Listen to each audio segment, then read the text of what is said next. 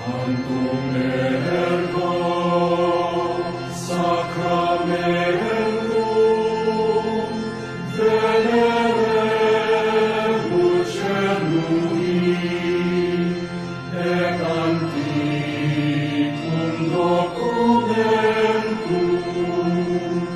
novo cedat ritui prestet fides supplementum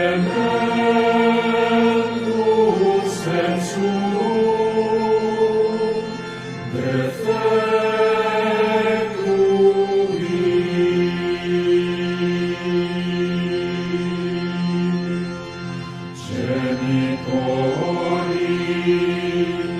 Genitoque